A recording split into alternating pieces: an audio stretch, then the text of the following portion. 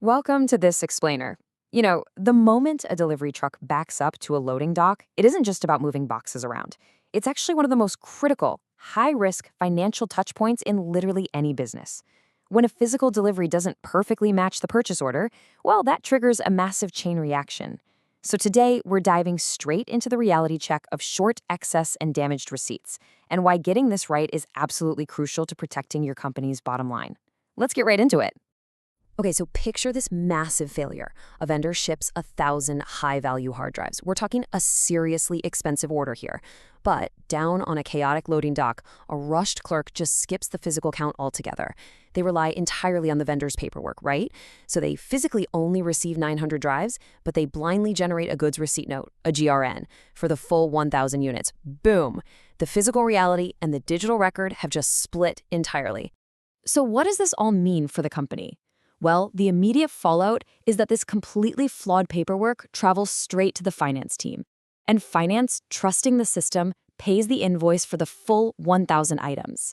In an instant, the company literally hemorrhages lakhs of rupees, paying for 100 premium hard drives that do not even exist in their building.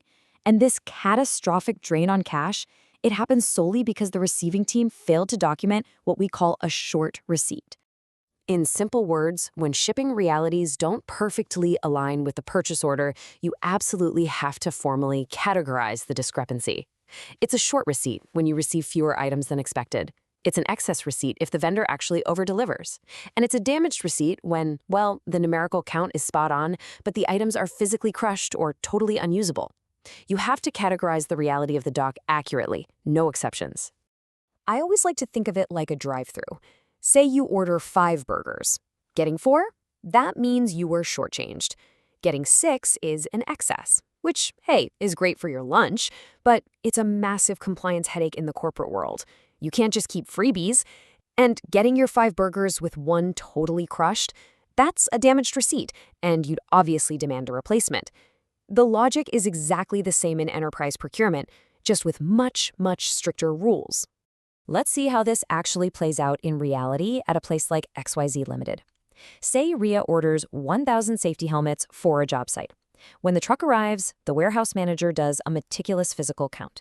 He accepts 950 perfect helmets, but, and this is the crucial part, he formally logs 10 as damaged because they're crushed and 40 as short because they're just completely missing.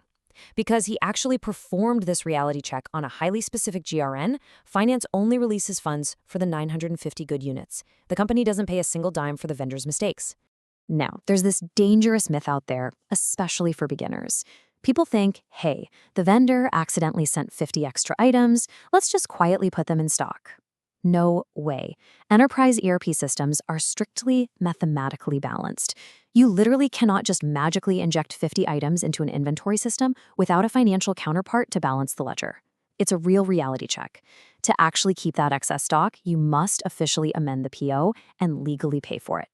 Otherwise, you reject it right at the gate. End of story. And this strict balancing act brings us to a massive auditor red flag. It's known as the hidden scrap fraud. Auditors are constantly hunting for internal bad actors who try to game these receipt definitions. Just imagine a corrupt manager who falsely logs 100 pristine, top-of-the-line laptops as a damaged receipt. Finance sees the log, they don't pay the vendor, the books seemingly balance out perfectly, and then those 100 perfect laptops are smuggled right out the back door and sold on the black market. To stop this dead in its tracks, auditors demand absolute ironclad proof. They're going to ask, do you have the return to vendor gate passes to mathematically prove that every single supposedly damaged item actually left your premises?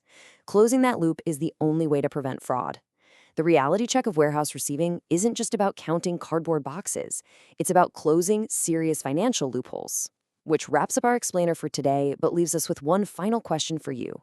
Take a hard look at your own loading docks. How easily could your receiving process be manipulated right now?